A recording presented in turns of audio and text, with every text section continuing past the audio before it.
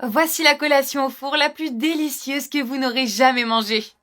Vous commencez la recette en ajoutant de la sauce tomate dans votre plat qui va aller au four. On étale la sauce uniformément sur le fond du plat. Je vous garantis que cette collation est incroyable. Ça vaut vraiment la peine de la faire chez soi. J'adore les recettes rapides et pratiques. Et celle-ci fait vraiment partie de mes préférées. J'espère que vous allez l'aimer. On continue en ajoutant des tranches de pain sur la sauce tomate. Vous ajoutez plusieurs tranches. Et vous terminez cette étape avec toutes les tranches de pain.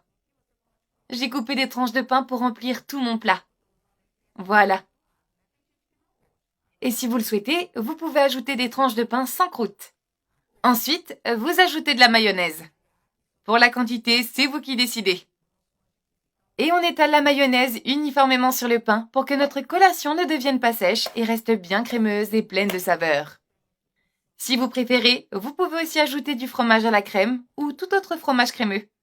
Et après avoir bien étalé les ingrédients, on va ajouter le reste. Vous couvrez avec des tranches de jambon. J'adore le goût de cette collation. Et vous pouvez terminer avec toutes les tranches. Je trouve que le jambon se marie vraiment bien avec cette recette. Et une fois que vous avez placé le jambon partout, on va rajouter une bonne couche de fromage râpé. Si vous préférez, vous pouvez ajouter du fromage en tranches ou votre fromage préféré.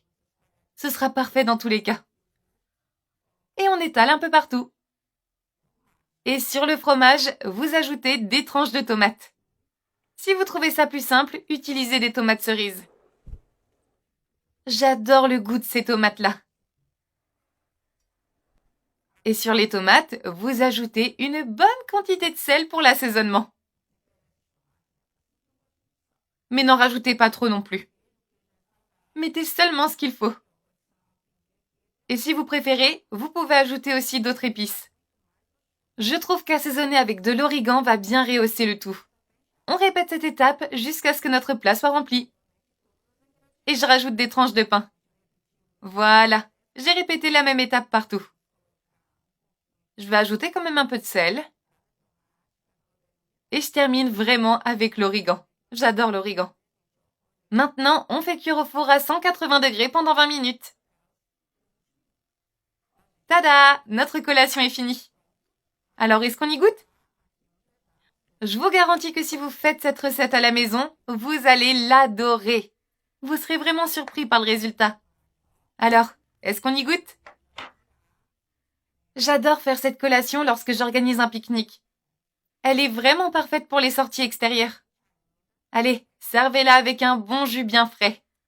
J'adore cette recette. Bon, bon appétit!